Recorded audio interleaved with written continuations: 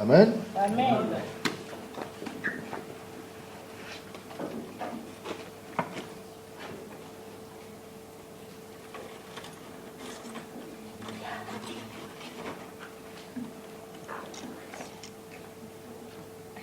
Il est là. Il est là. Jésus est. Amen. Pourquoi? Parce que c'est toi qui l'as amené là. Amen. Amen. Le jour où tu as accepté Jésus comme Seigneur et Sauveur, ce jour-là, Jésus a pris la décision d'habiter en toi. Amen. Amen. Et tu as eu un esprit nouveau. L'esprit de Dieu maintenant, ton ancien esprit est passé, on t'a donné un nouvel esprit, qui est l'esprit de Dieu en toi. C'est pour cela que tu es devenu une nouvelle créature. Les choses qui étaient au passé n'existent plus en toi, sauf dans tes pensées et dans ta mémoire. Mais dans ton esprit, tu es une nouvelle créature. Maintenant, la chose la plus difficile, ce n'est pas ce que j'ai dit. Tout le monde a accepté Jésus comme Seigneur et Sauveur dans cette salle, je l'espère et je pense. Mais c'est maintenant de marcher par rapport à ce que tu es devenu. C'est là où les chrétiens, des fois, tergiversent. Des fois, c'est de leur propre faute, de notre propre faute. Des fois, c'est la plus grande partie. Donc, 50%, c'est nous-mêmes, notre dédication, notre amour ou notre volonté de vouloir connaître Jésus. Amen. Et le 50%, c'est les mauvaises ou les bonnes prédications. Alléluia. Un chrétien qui ne produit pas de fruits, on va en parler aussi. Il y a beaucoup de raisons. Amen. Mais dès le départ, si on l'empêche même d'écouter le vrai évangile, donc il ne faut même pas s'attendre à quelque chose. Alléluia. Amen.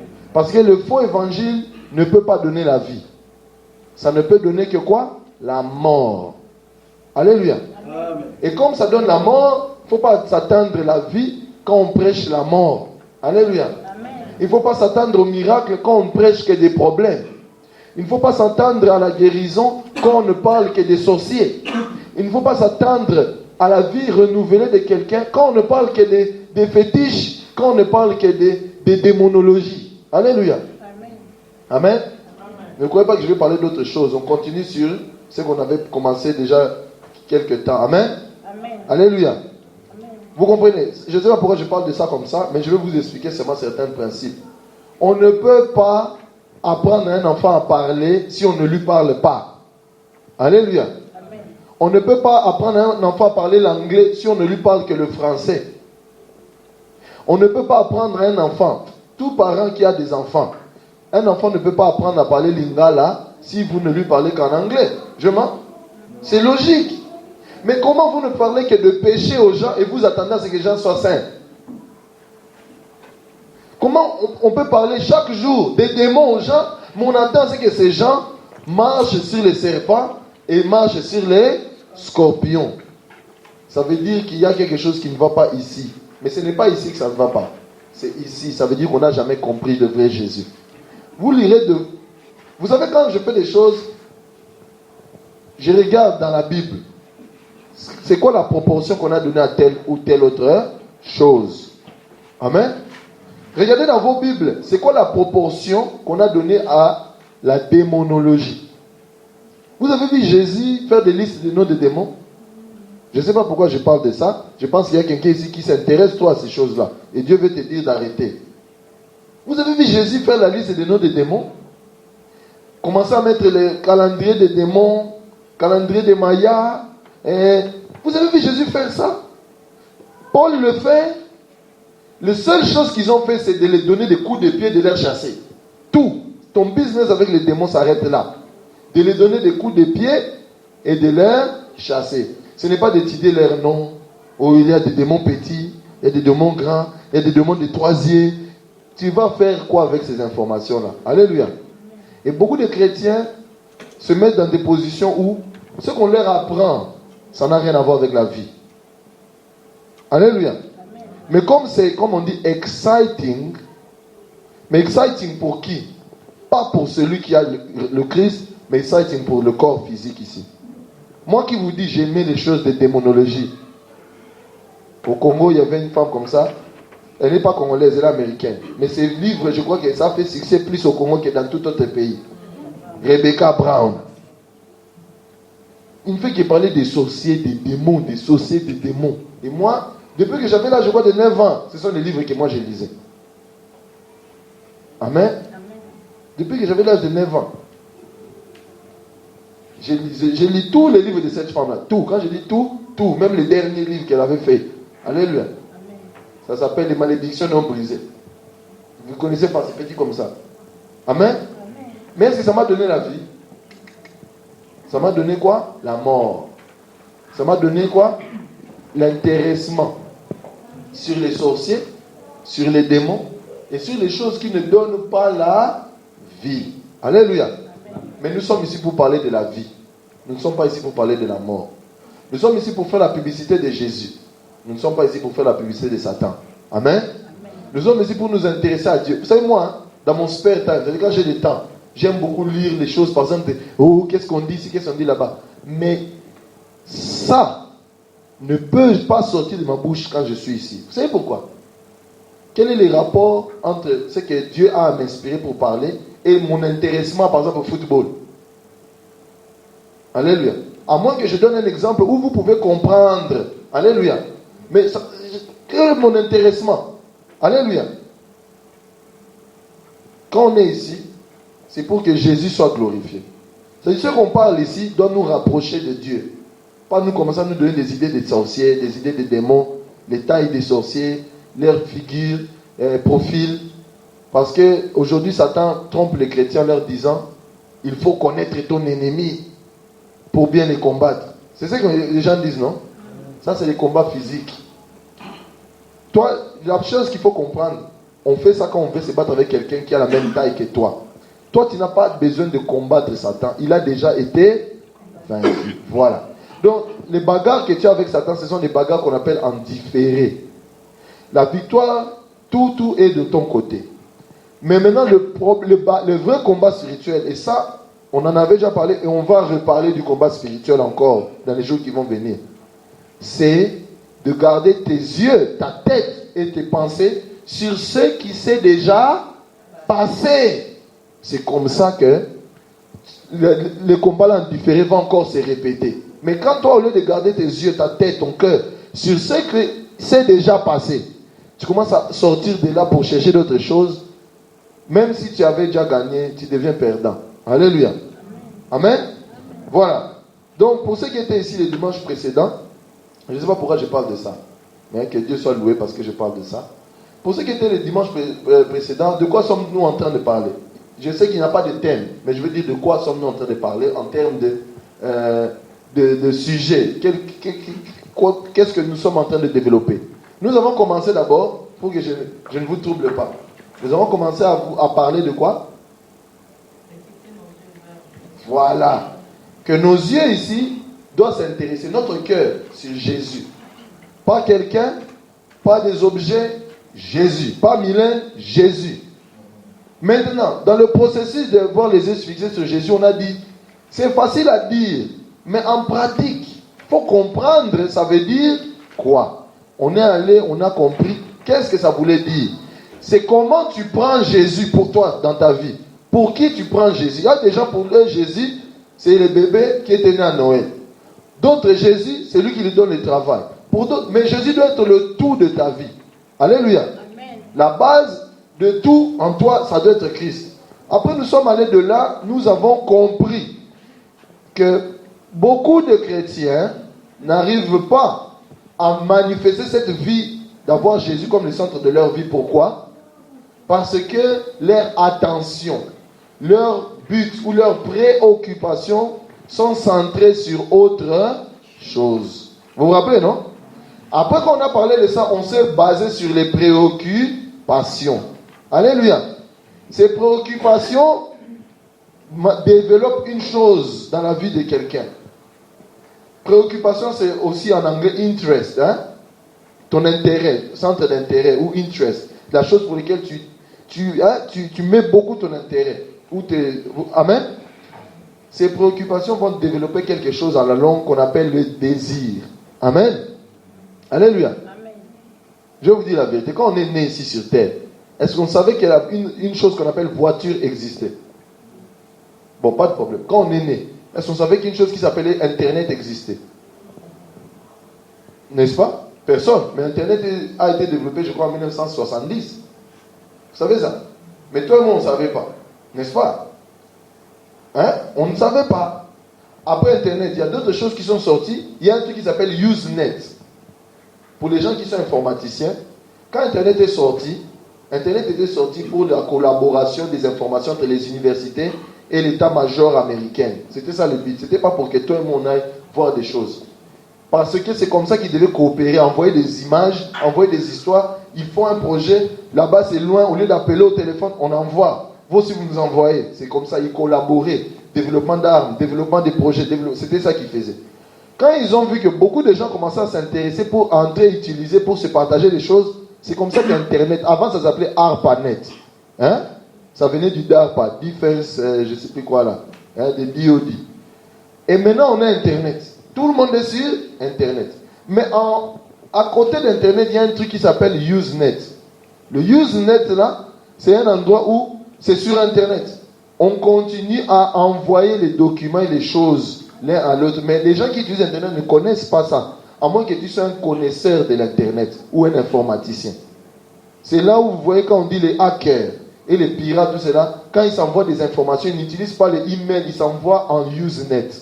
Usenet met une connexion secrète entre toi et des serveurs qui existent depuis qu'on a créé Internet.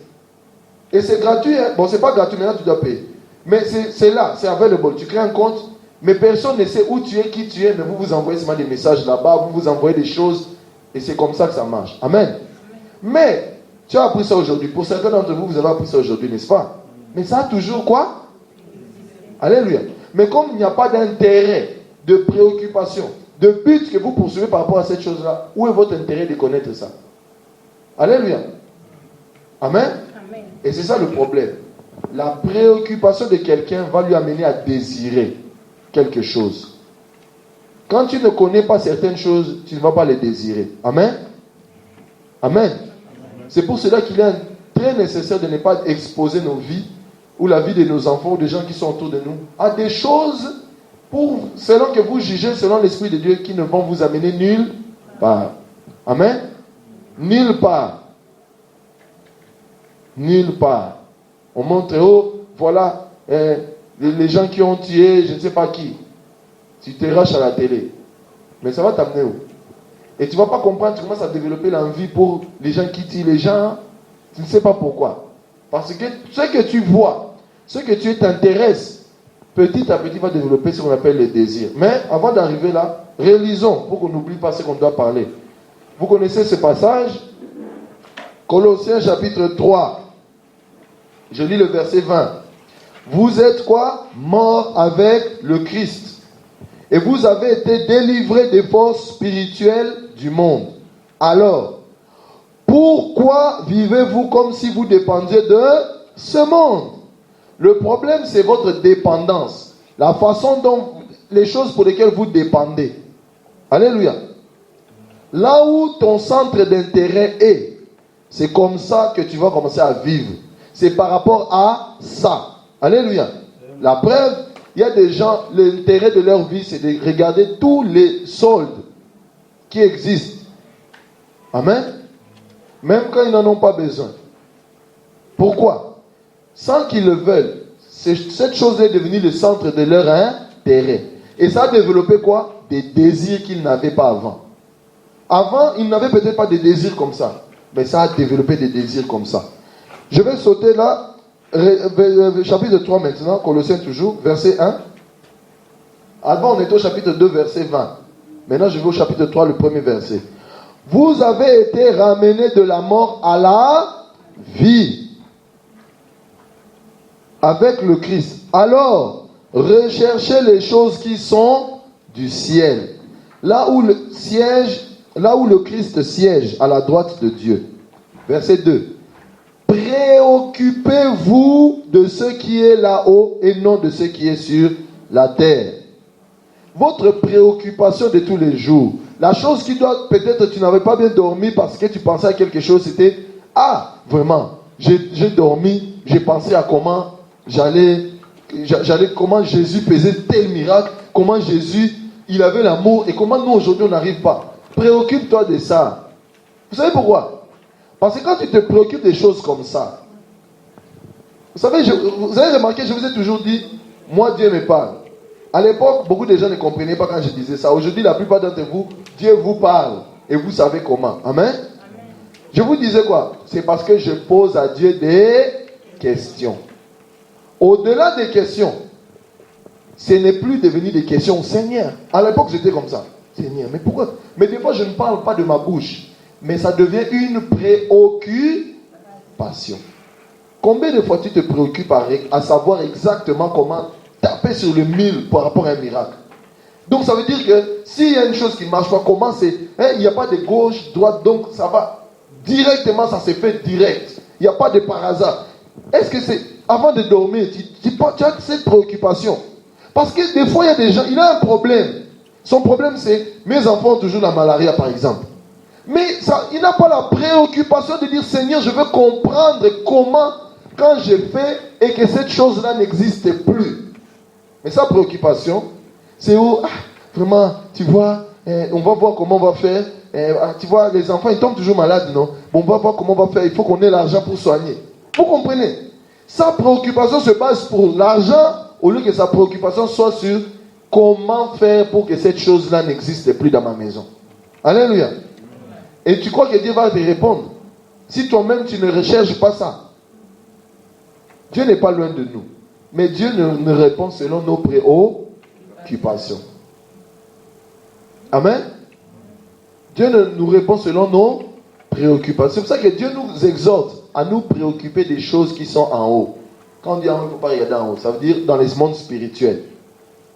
Parce que si on se préoccupe trop de choses qui sont sur ce monde, automatiquement on crée un mur.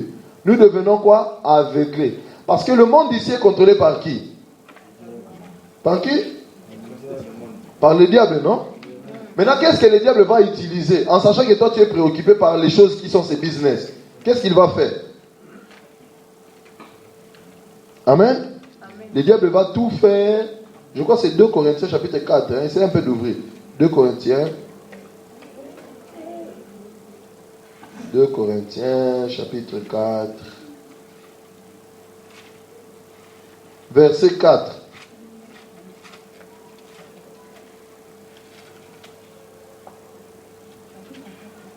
« 2 Corinthiens, chapitre 4, le verset 3 à 4. Je lis au nom de Jésus-Christ. La Bible dit, cependant, si la bonne nouvelle, good news, la parole de Dieu, que nous annonçons, que Paul, les Mylènes, tout ça annonce, paraît obscur, ça veut dire ça paraît flou, où on ne comprend pas, où on ne veut pas. La Bible dit, elle est obscure que pour ceux qui se perdent. Pourquoi? Parce qu'ils ne croient pas, parce que Satan, on rajoute maintenant, le Dieu de ce monde, lui il est le big boss dans ce monde. Toi maintenant tu mets tes préoccupations sur les choses de ce monde. Mais automatiquement il va te gérer. Alléluia. Le Dieu de ce monde a fait quoi? Aveugler leur intelligence. Et on ajoute, ce Dieu empêche aux hommes de voir la lumière diffusée par la parole de Dieu, par la bonne nouvelle de la gloire du Christ. Amen. Alléluia. Et Paul parle d'autre chose, mais je voulais vous faire comprendre que le big boss de ce monde, c'est Satan. Il ne faut pas qu'on se trompe. Maintenant, toi, ton rêve ultime, c'est de rouler en Bentley.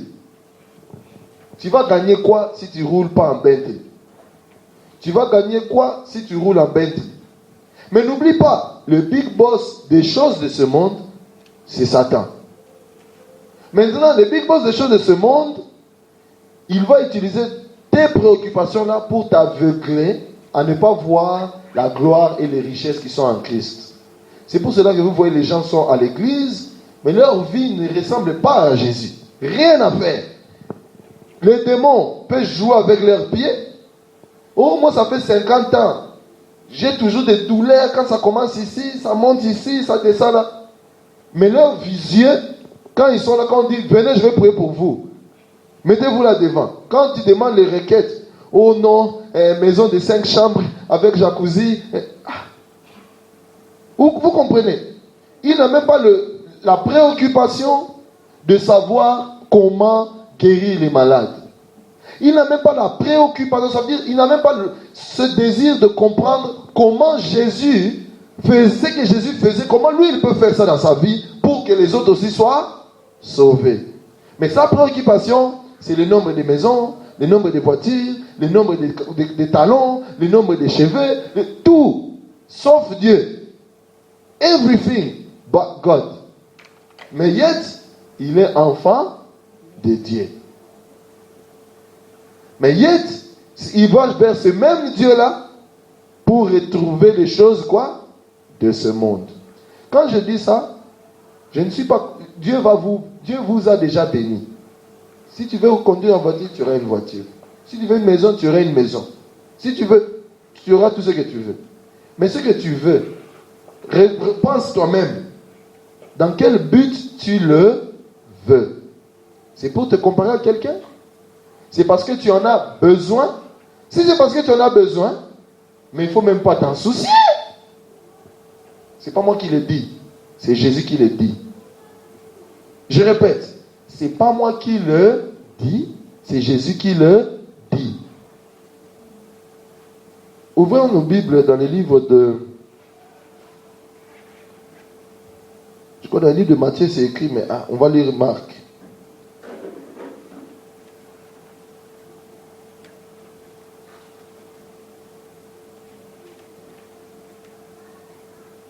Marc chapitre...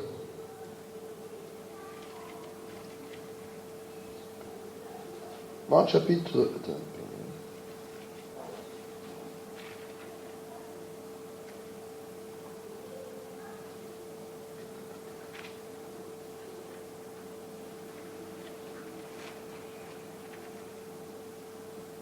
Marc chapitre... On va... Non, disons dans Luc.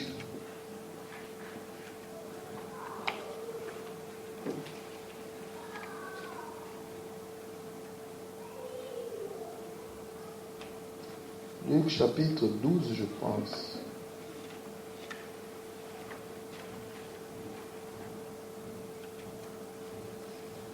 Voilà, Luc chapitre 12. Amen. Et puis on va repartir sur Marc. Marc parle de ce qu'on avait dit à Matthieu par rapport à comment la parole de Dieu est étouffée. On va lire ça parce que c'est intéressant. Parce que Marc dit une chose qui extrapole un peu pour nous expliquer autre chose. Mais lisons Luc. La Bible dit ceci. Vous allez lire, quand vous aurez le temps, le chapitre 12, le verset 22 jusqu'au verset 31. Ça, c'est à la maison. Mais moi, je ne vais pas pouvoir lire tout ça à cause du temps. Hein. Donc, Luc dit ceci. C'est quand Jésus dit qu'il faut avoir confiance en Dieu. Verset 22. Je vais lire verset 22, après je vais sauter, je vais aller lire 29 et 30. Luc, chapitre 12, verset 22. Puis Jésus dit à ses disciples, voilà pourquoi je vous dis, ne vous inquiétez pas au sujet de la nourriture dont vous avez besoin pour faire quoi? Pour vivre. Maintenant, tu as un travail, n'est-ce pas? Dieu sait que tu as des enfants, n'est-ce pas? Mais le travail, c'est à 20 miles. Tu vois que Dieu ne sait pas que tu as besoin d'une voiture? Alléluia. Tu penses que Dieu ne sait pas que tu as besoin d'une voiture. Et d'une voiture bien qui ne t'embête pas. Amen. La Bible dit, je crois dans l'Ancien Testament, seule la bénédiction de Dieu enrichit. Et après la suite, il dit quoi? Quand Dieu la donne, hein, ça ne vient pas avec les bagages des chagrins, des problèmes, des soucis. Ah! Depuis que j'ai cette voiture, vraiment, ça me chauffe. Mais quand tu étais venu, on t'a dit que c'était bénédiction.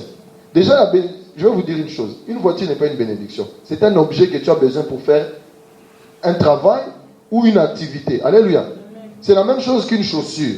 Tu as besoin d'une chaussure parce que tu dois marcher. Tu dois aller dans une distance loin. Alléluia. Vous comprenez? Maintenant, quand tu vas courir, Tu vas courir avec les chaussures pointues? Vous commencez à comprendre? Parce que justement, pour courir, tu as besoin des chaussures qui sont flexibles, qu'on appelle des catch, des baskets et toutes ces choses-là. Pour peut-être aller au travail, tu as besoin d'autres chaussures. Dépendant du travail que tu fais. Peut-être ça doit être des semelles dures, ça doit être chaussures de sécurité, ou ça peut être chaussures classiques. Vous comprenez? Pour, par exemple, je ne sais pas moi, conduire, vous comprenez? C'est un objet que tu as besoin pour appliquer une certaine fonction. Alléluia. Maintenant, quand tu as besoin de quelque chose, je te dis la vérité, tu n'as pas besoin de pleurer, de gémir. Dieu sait que tu en as besoin. Mais le problème, c'est quoi? Des fois, on n'en a même pas besoin. On veut, mais il n'y a pas de besoin. Et après, on met Dieu dans le business des demandes. Et après, on commence à appeler le Dieu le Dieu de... Comment il dit? Dieu le Dieu de... Comment on dit? Tu n'es venu, on commence à te dire des choses comme tu n'es venu accompagner personne sur la terre. Hein? Pourquoi les autres ont, toi tu n'as pas? Frères et sœurs, tout ce dont tu as besoin, je t'assure, ne te soucie pas de cela, car Dieu sait que tu en as besoin. Amen. Quand quelque chose dans ta tête vient et te dit, ah, mais tu sais que demain par exemple, tu as un travail mais tu n'as pas de voiture. La première réaction, physiquement, tu ne l'as pas. Mais je veux que tu ne t'arrêtes pas en te disant, ah, moi vraiment, je n'ai pas de voiture. Moi. La chose que tu dois faire intérieurement, tu dis, Seigneur, merci. Car je sais que toi, tu es mon papa. Et je ne manquerai de rien. Pour l'instant, je ne vois pas ça physiquement. Mais je sais que c'est un besoin. Et comme c'est un besoin, je ne manquerai de rien. Ne mets plus ça comme préoccupation. Sache que c'est comme si ça vient. C'est, je ne sais pas, un dédouanement ou un quoi. Et tu verras cette chose-là s'accomplir. Mais quand ça devient maintenant un souci au point où oh, je ne dors pas, je ne peux pas ci, je ne peux pas ça, ce n'est pas en te souciant que tu vas résoudre tes problèmes. Et beaucoup de fois, nous les chrétiens, nous ne comprenons pas qu'en faisant cela, nous allons contre ce que nous appelons la foi. Alléluia. Amen. La foi est une ferme quoi?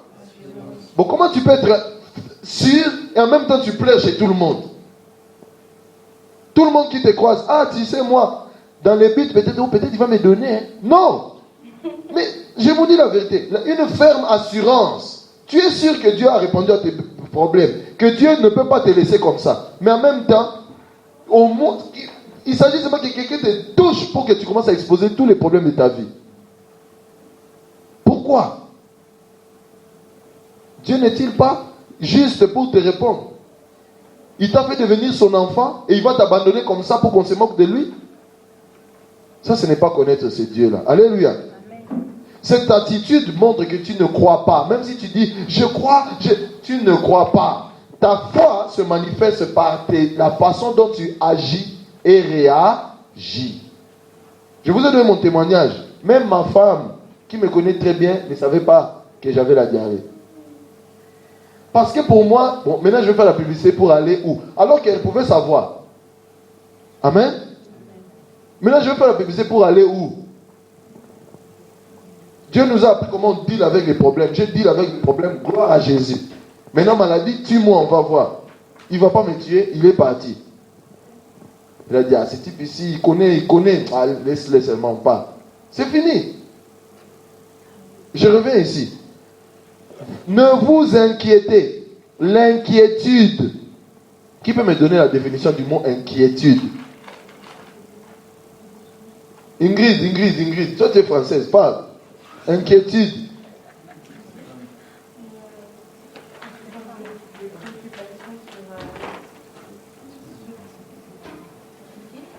Souci ou préoccupation? Amen. Oh, tu as tu as maigri. Les soucis. Tu as grossi. Les soucis. Alléluia. Et les gens trouvent ça normal de dire qu'ils ont des soucis. Dans la vie, tout est un choix. Il faut endurcir votre cœur contre les sentiments de ce monde. Et affaiblir votre cœur pour Dieu. Je vais vous donner comment le faire. Vous savez que, si aujourd'hui, je donne un exemple, je ne suis pas chrétien, Nicole et Noël, ce sont nos amis. Maintenant, Nicole et Noël m'ont escroqué $1 million. C'était tous mes savings, par exemple. Ce sont nos amis. Mais comme ils m'ont escroqué et que je donne beaucoup d'importance à l'argent, je m'endurcis vis-à-vis d'eux. Ça veut dire que même si on me dit qu'ils sont morts, je ne pleure pas. Vous avez compris? Mais c'est un choix. J'ai fait ce choix à cause d'une chose qu'il m'avait fait. Vous comprenez comment l'homme arrive à endurcir son cœur? Entraînez-vous à endurcir votre cœur par rapport aux choses de ce monde. Il y a des gens, oh, mais comment tu peux faire? C'est difficile. C'est pas difficile. C'est parce que tu ne veux pas prendre la décision d'endurcir ton cœur. Alléluia. Amen. Mais vous savez comment ça commence? L'intérêt que tu portes aux choses. Il y a des gens, il a tous les magazines de toutes les chaussures depuis que les chaussures existent au monde. Mais comment tu vas endurcir ton cœur parce que tu es trop intéressé à cette chose-là? Donc automatiquement, comme c'est une chose qui t'intéresse, tu vas le désirer. Alléluia. Est-ce que tu en as besoin? C'est par besoin ou c'est par désir? Il y a une différence entre un besoin et un désir. Alléluia. J'ai besoin de manger. Tout être humain à un moment donné a faim ou a soif et son corps dit j'ai besoin de manger ou de boire. Mais quand on mange par désir, ça veut dire faim ou pas faim, quand je vois quelqu'un manger, je mange. Faim ou pas, il y a des gens, donc faim ou pas faim, alléluia. Tu manges par désir. Et vous savez, le problème du désir, c'est quoi? C'est pour cela que la gloutonnerie est un péché comme le fait de devenir ivre, l'ivresse. Mais les gens vous parlent que de l'ivresse parce qu'on voit les effets de l'ivresse, quelqu'un qui est ivre. Mais la gloutonnerie en excès fait aussi que ton corps devient disproportionate. Parce que même quand tu ne veux pas, oh je n'arrive pas, non. C'est par besoin qu'on mange, pas par désir. Alléluia. Alléluia. Si la faim n'existait pas, l'homme ne mangerait pas. Je mens? Maintenant, il y a des gens, même si la faim n'existait pas, ils allaient manger for fun. Vous comprenez? For fun. Donc, il vient de manger, mais comme c'est fun, il va encore manger. C'est ce qu'on appelle l'excès de table. Premièrement, je vais vous faire comprendre un principe. Dieu n'est pas contre que vous ayez une voiture, une belle maison, toutes ces choses-là. Amen? Toute chose que vous devez avoir dans votre tête, posez-vous la question. Is it fit for purpose? Fit for purpose, quand vous faites un business, une chose doit avoir une valeur. La valeur là est définie comme fit for purpose. Ça veut dire que ça répond à la qualité ou aux besoins pour lesquels on a acheté. Pourquoi tu as une voiture? Pour que je parte d'un point A à B et pour que ça soit comme ça, juste à ce que j'aurai besoin de ça pendant 5 ans. Si pendant 5 ans ça fait ça, tu n'as pas trop de problèmes, c'est ça pourquoi tu achètes une voiture. Mais quand quelqu'un commence à dire non, moi pour que j'achète une voiture, il faut que la voiture commence à me parler. Après quand j'appuie les boutons, la voiture se transforme. Il n'a plus un besoin, mais ça devient par désir. Alléluia. Amen. Maintenant, est-ce que ça veut dire qu'il ne faut plus acheter quelque chose qui est bien? Non. Si ça répond à un besoin. Tu sais que tu ne fumes pas. Oh non, là, il n'y a pas 5 alimes cigares. Mais qui va fumer ça? Alléluia. Tu fais des longs trajets, tu vas en France, en tout cela. C'est normal. Ah, je veux qu'il y ait une télévision dans la voiture parce que quand j'amène mes enfants, on fait toujours 4 heures, 5 heures de route. Il n'y a pas de problème. Mais tu vas où? Los Angeles, ça seulement ici. Mais il y a la télé. Mais tu vas faire quoi avec ça? Fit for purpose. Revenons dans la parole. 29. J'ai sauté, vous aurez le temps de lire le tout. La Bible dit, ne vous tourmentez pas. Tourmentez. Ne vous tourmentez donc pas à chercher continuellement. Vous comprenez? Il y a une différence entre chercher, demander et faire une action pour recevoir quelque chose et se tourmenter. Je ne sais pas un mot là qu'on utilise en lingala. Komitungisa, voilà. Quand quelqu'un arrive au point de se tourmenter en lingala, komitungisa, ce n'est plus normal. Ce n'est plus. Et là on parle de manger, même pas de voiture, de manger seulement. Tu ne peux pas arriver à ce point-là. Dieu sait que tu es dans le besoin, plus que toi tu le sais. Mais si tu n'arrives pas à dire Seigneur, merci parce que tu as répondu à mes besoins. Moi je vais aller travailler comme tout le monde travaille. je n'ai pas de travail, je vais chercher du travail comme tout le monde cherche du travail. Mais je ne vais pas arriver au point où je n'arrive plus. Je ne te permets pas d'arriver au point où tu n'arrives plus à dormir parce que tu ne trouves pas du travail. Là, tu commences à te tourmenter. Et le tourment est l'ennemi de la foi. Alléluia. Il ne faut pas arriver au point où tu te tourmentes. Dieu sait que tu es dans le besoin plus que toi-même tu ne le sais. Quand quelqu'un est à ce point-là, c'est parce qu'en lui, les choses qui ont de la valeur, ce sont les choses de ce monde. Ce n'est ni Jésus, ni Dieu, ni ce que Dieu peut faire dans sa vie. C'est toutes les belles choses dans ce monde ici. Amen. Et comme c'est toutes les belles choses dans ce monde, automatiquement, qu'est-ce qui se passe? Son cœur est disputé. Au fond de lui, il sait que Dieu, c'est sa richesse. Mais dans la vie de tous les jours, sa richesse, c'est peut-être le nombre de pantalons qu'il a. Sa deuxième richesse, il y a des gens, ils ne peuvent pas avoir l'argent. Je ne dis pas qu'il ne faut pas qu'ils aient. Ils ne peuvent pas. Tu fais seulement un transfert de 2000 pounds. Il est passé au moins 20 fois à au cash point pour voir seulement les statements. Donc c'est comme si il doit vérifier que c'est là. Personne n'a volé, personne n'a touché. Mais chaque jour avant de dormir, il vérifie les statements.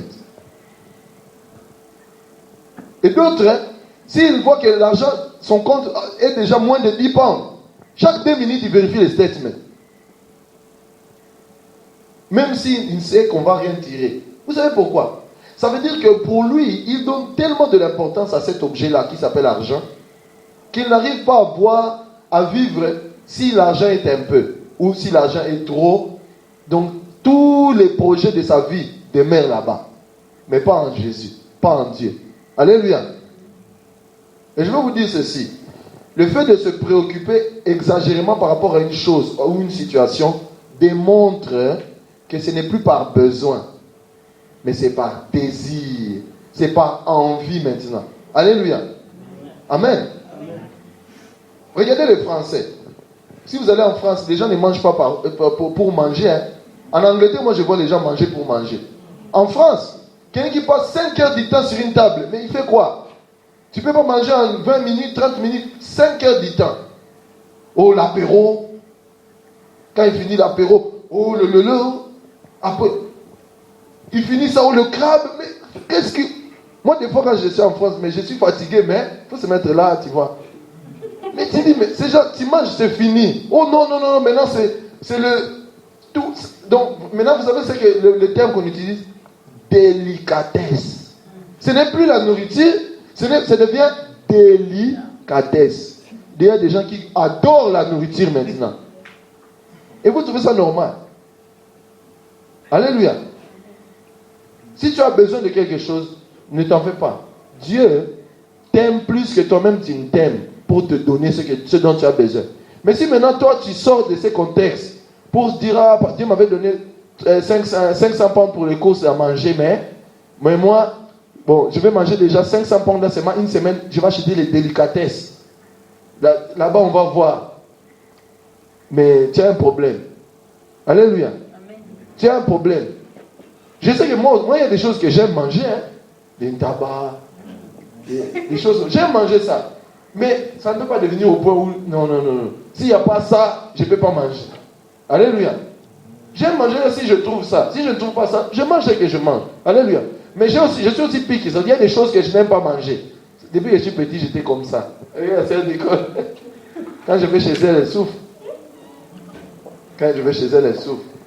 Amen. Mais je ne veux pas arriver à un point où... Alléluia. Amen. Donc vraiment, ça c'est ça. Non. Sinon, on n'est plus dans le domaine du besoin, on devient dans le domaine du désir. Alléluia. Amen. Et c'est comme ça la vie du chrétien. Toute chose que nous avons, nous ne pouvons pas arriver à désirer tous ces objets plus que ce que le Dieu qui habite en nous. Et vous savez qu'est-ce qui se passe? Il se passe une chose. Le désir va faire en sorte que tu vas oublier la vraie richesse qui est le tien. La Bible dit, ce que tu désires, c'est ça qui devient ce qui est richesse pour toi. Amen. Ce que tu désires, c'est ça qui devient quoi? Richesse pour toi. Vous savez combien de... Regardez-nous les parents, comment on réagit. Je ne suis pas contre ça, je suis pour ça. Mais je vais vous montrer une balance. Vis-à-vis de nos enfants, nous voulons qu'ils soient intelligents à l'école, n'est-ce pas? Nous voulons qu'ils connaissent les maths, les ceci, les cela. Pourquoi? Parce que nous nous disons que ça va créer un futur pour eux, n'est-ce pas? C'est une bonne chose. Nous demandons même à Dieu, Seigneur, que mes enfants soient intelligents. Mais combien de fois nous nous préoccupons pour que nos enfants connaissent ce Dieu-là? Combien de fois nous sommes assis comme ça, que mes enfants connaissent Dieu vraiment? Parce que s'ils connaissent Dieu, quoi que ce soit, ils sont protégés. Quoi qu'il arrive, Dieu est avec eux. Quoi qu'il arrive, même si on voulait les tuer, Jésus est là pour eux. Non. Mais notre énergie, c'est seulement ce que le monde voit. Alléluia. Il n'y a pas de mal à vouloir bien éduquer ses enfants. Mais pourquoi nous nous tourmentons pour les points que nos enfants auront à l'école, mais jamais nous ne sommes préoccupés de ce que ces enfants-là, est-ce qu'ils connaissent qui est Dieu? Ils connaissent qui est Jésus?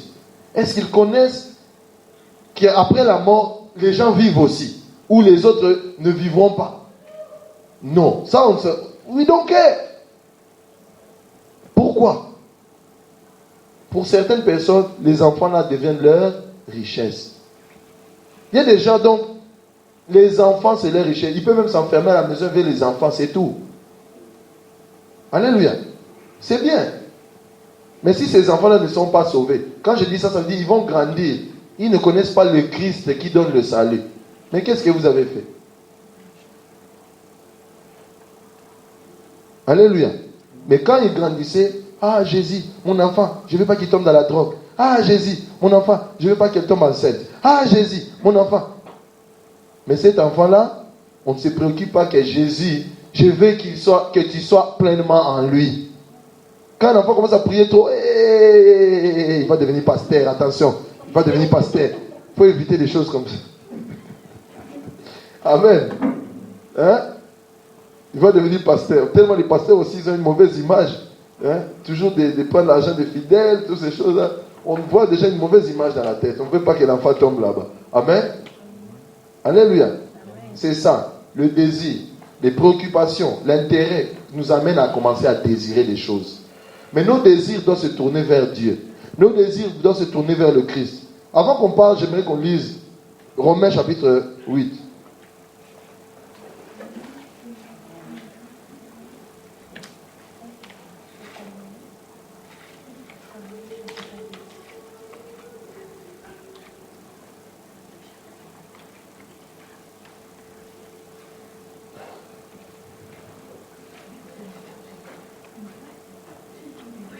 Romains chapitre 8, le verset...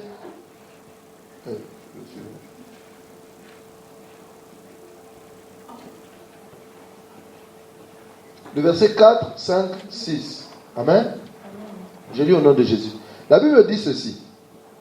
Dieu a accompli... Bon, il faut lire à partir du verset 1er pour bien comprendre, jusque vers le verset 12. Mais nous n'avons pas le temps, donc je vais lire en bref le verset 4, 5, 6.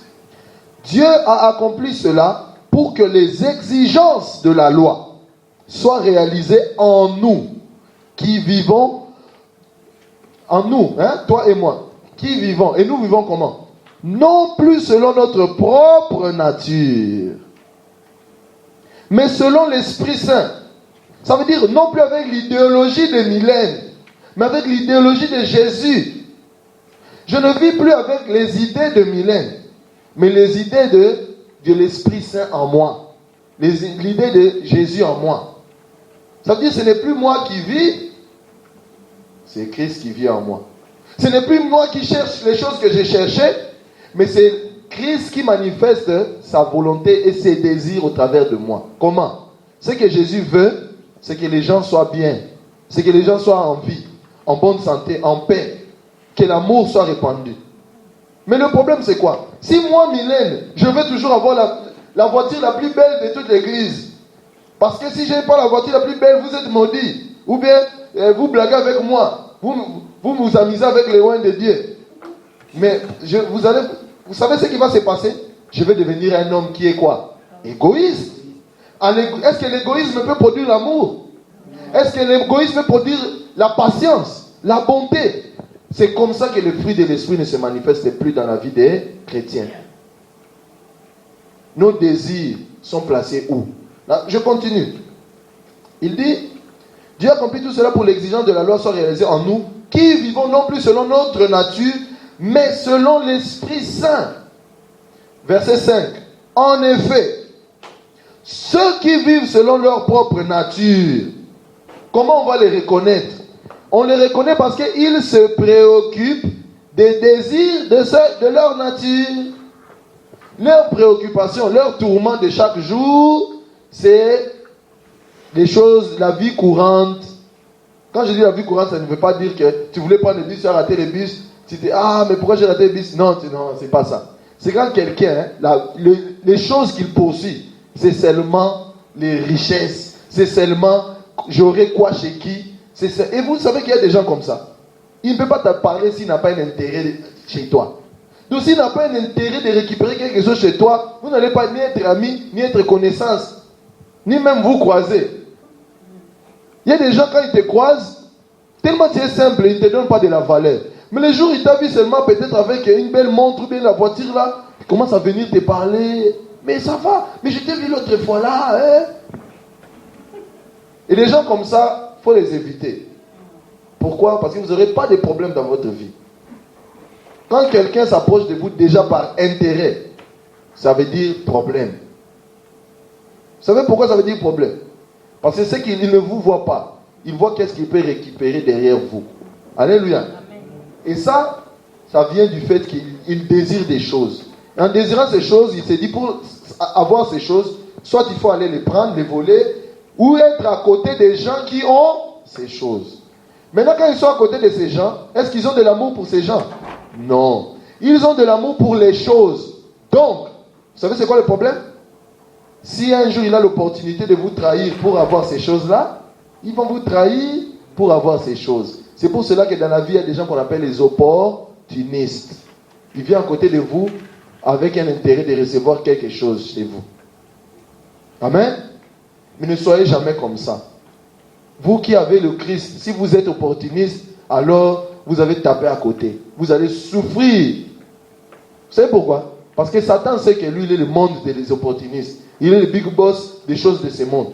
Toi, tu es enfant de Dieu, tu essaies de marcher par rapport à Satan. C'est comme ça qu'il va gérer maintenant ta vie. Amen. Vaut mieux être païen que tu sois chrétien opportuniste. Tu vas souffrir. Alléluia. La suite dit ceci. Ceux qui vivent selon leur propre nature, comment on les reconnaît? Ils se préoccupent de ses désirs. Les désirs. Mais ceux qui vivent selon le Saint-Esprit, qu'est-ce qu'ils font cela? Ils se préoccupent des désirs de l'Esprit. Le dimanche passé, j'ai donné des devoirs à domicile. Qui avait fait? Faites la liste des 10 choses pour vous qui sont les richesses qu'on trouve dans ce monde.